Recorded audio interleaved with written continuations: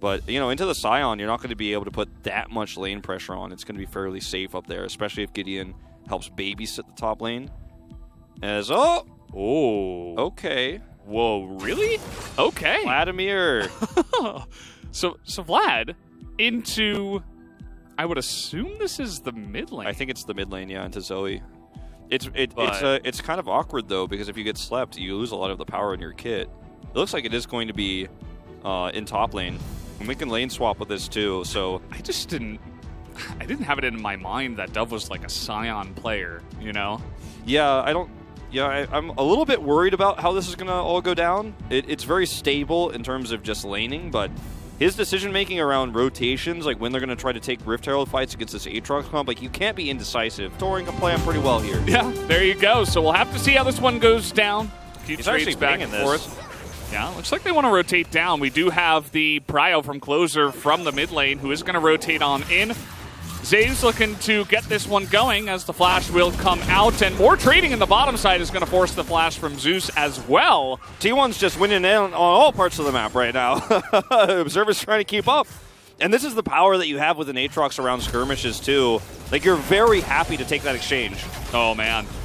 Keria is actually going to miss that one, but Teddy gets the auto down, and it is going to be the kill. So, regardless, the play works. He won, and they are just dumpstering this bottom lane. Yeah, I mean, this is just, unfortunately, a bad start that just goes from bad to worse. And, I mean, the Lantern's out early. They want more. They're really trying to make this happen. They get the flash away, and the Chompers there are going to lock Teddy down. And now Rel's coming in. Teddy trying to flash for the kill, and, well, sometimes you get a little bit too overzealous, and that was an overstepping. Well, yeah, we have this Infernal Drake first, and you can see that T1 are trying to set it up after taking the blue. A really nice play comes in, but this is Scion mid again. Keria is going to get clawed out here, but huge damage comes out from Teddy. The sleep as well from the Lilia. Ellen is getting in there, able to execute Zeus, and is looking for more. Teddy in the back line just shelling out damage like a turret at this point. Hybrid not able to get away from this. The double kill goes to Teddy, one to Elim, and they do convert on the play. I mean, this is a really good play from Keria. It looks silly at the beginning of the fight because he's alone and he gets caught. Lilia has a fun time with the Rift Herald, so kind of just trade out these first two objectives. T1 get their choice of it. Elim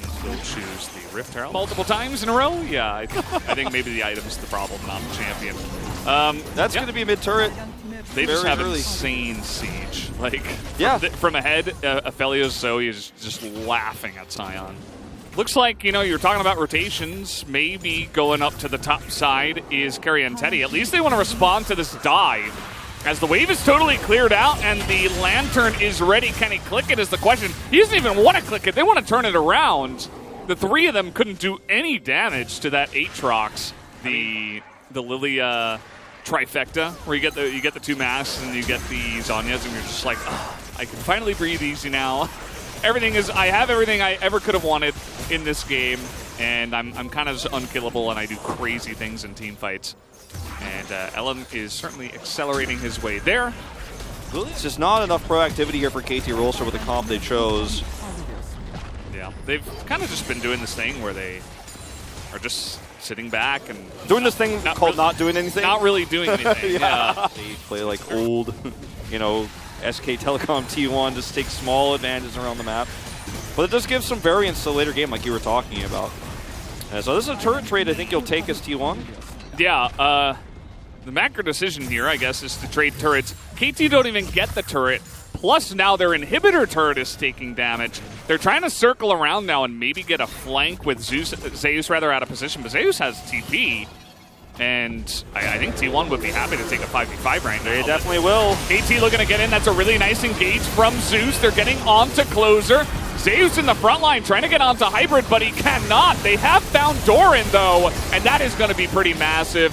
And the sustainability of the Aatrox is just too much. There's not enough damage right now on the side of KT to break through that. And Doran gets caught out, and that's going to be a good team fight win for T1. Nerfs or no, in a fight like this, you're going to get a lot of value out of Gordrick or Sterox. I mean, that's a huge power spike. He's hit here, and he's so difficult to kill in these moments that he's got this insane frontlining going on that cuts Doran off as he's trying to flank and turn the fight. He's picked first, and Dove goes down. The damage output is already so high here for T1. in these mid-game skirmishes. With the turret trade and the rotation there. But now they're in a really awkward spot where, again, the siege is really good from the side of T1. They have the Baron now. Multiple cannon minions with the buff, just sieging this down. Zeus rotates over mid, so this is just going to be 2 inhibitor turrets very likely going down. That's best case scenario for KT Rolster. Like, it could be even worse if they get picked. If anyone dies, the game just ends potentially, so you have to be so careful with how you deal with this as KT. I think you just have to be willing to lose inhibitors and wait this out, because I don't think you turn a fight here. Look at Doran. Yeah. You just got to sit back, let the inhibitors go down, and try to wait and scale up. But they're actually going to go ahead and try to force a fight. We're going to have the trouble on to the Vladimir, who is basically just going to die right from the get-go. Before he even gets to press his buttons, he even gets ignited and has to run away. Pretty easy to hit that on someone who is in teleport animation and comes straight out of it. Great sleep, denying any sort of flank potential, and that will be 2 inhibitors for T1 here to turn this. And on their way out, they're going to grab Soul Point. This game is very clean from T1 right now. This is what you want to see if you're a T1 fan. The composition is being utilized correctly, and they've been taking only the fights that are worth big objectives. Zeus is actually trying to flank here instead of for a big Magnet Storm. That could be how it starts. Hybrid kind of gets caught out here. He's also got the sleep coming in. He is just in the back getting slept here, and Sion is ulting away. In goes Doran, and down he goes. Yeah, he's just dead. So that's the end of it. T1's coming in. Sound the trumpets. They're actually getting a win here as they're running down KT down the mid lane. Gonna flash on top of Hybrid as he had no chance there. The Udyr still running as he has been this entire game. And that is going to be game number 1. Really just a big win here for T1. Taking down the first game and taking down the Nexus. Very much a quiet game. I feel like KT Rolster's biggest weakness this season has been drafts that lack theme, right? And look at the damage here, 2.8 thousand. Sure, it was a fairly short game, but look at what Lily is able to do counter-wise. Look at the Aatrox damage here as well versus Doran. This composition had an identity for T1. They controlled the bottom side of the map, put their energy, put their resources into Teddy, and then used him to roam around the map and actually control those later Drake fights, the Baron fight. And unfortunately, KT Rolster had a draft that struggled in lane, and then Udyr didn't help anybody out. Udyr wasn't actually constantly harassing the top lane and putting kill pressure onto the Aatrox. And this ended up being a jungle that farmed items that never became useful. Yeah. If you're going to draft basically 3 losing lanes, you know, or a couple lanes that are pretty passive or just kind of go even and are kind of bleh.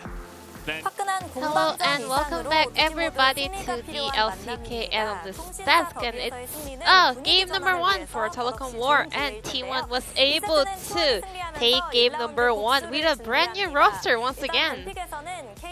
Now first, let's take a look at their draft. Was this Udyr blind pick kind of a good option for KT Rolster? So I want to point out that Udyr is a champion that can also be a trapped card. Udyr, we always repeating this. This champion is a pick that can play around the lane priority. This champion has to invade the opponent jungle based on the priority of the laners. And then he can connect that into objective control. He can connect that into a later phase of the game. But this time around, KT Rolster didn't have the tool to let Udyr to invade the opponent's side of the jungle. KT's comp was too straightforward. It was too obvious for T1 to read their game plan. And then Vladimir for the top lane also didn't really fit the concept of their comp. We saw Dove playing for KT Rolster today on the mid lane, so we thought KT Rolster now will just let go of Victor and try something new on the mid lane, but still, it doesn't really seem like KT found their answer or game-winning plan. I want to point out that Thresh is a champion that can destroy the lane by himself, so it was really odd to see KT Rolster letting T1 to take that B1 Thresh. I think KT Rolster still had the hint of team that has to play around the power of the mid lane, but they this time around filled it Sion with Dove, but that was not as effective as as we all expected. Now let's take a look at the first highlight. KT was getting over jealous for the blue buff, and then T1 was able to punish it really hard.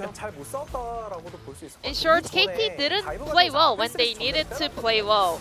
Aphelios did make a mistake with the early turret dive attempt, which means that now KT had the agenda to open fight because Aphelios didn't have his flash.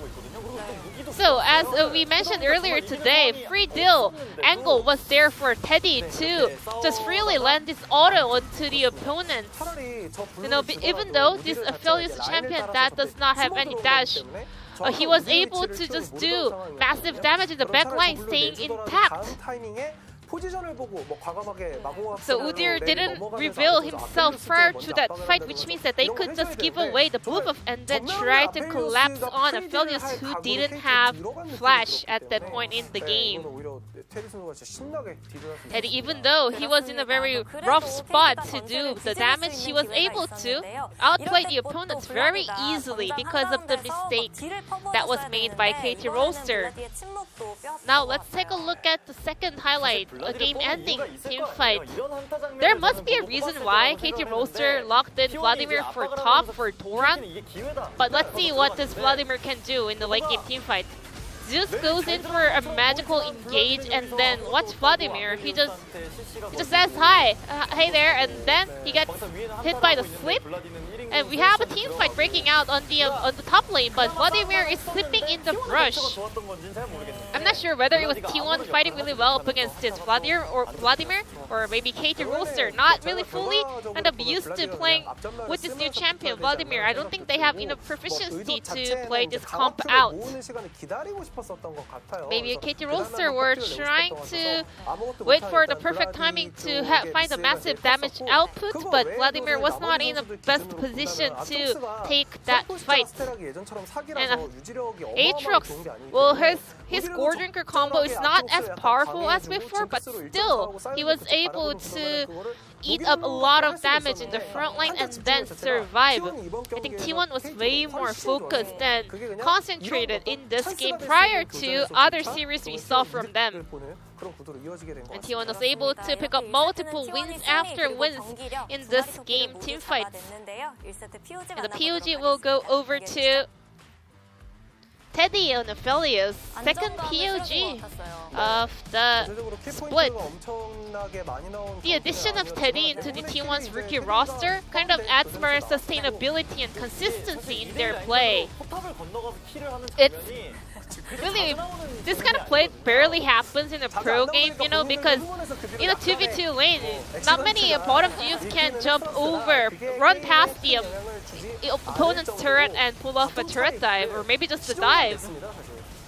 We can simply put it as a bot difference. And Thresh, this champion, once he gets ahead in lane, he can exert his dominance all around the map. T1 definitely won the mind game, starting from the pick and bans.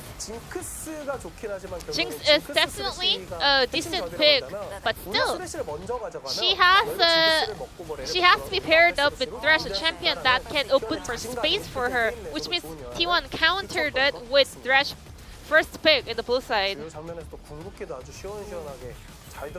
Teddy always finding massive damage with his ultimate in teamfights as well. 749 was the vote number for this Teddy's POG, but still 2 votes were headed over to the jungler as well.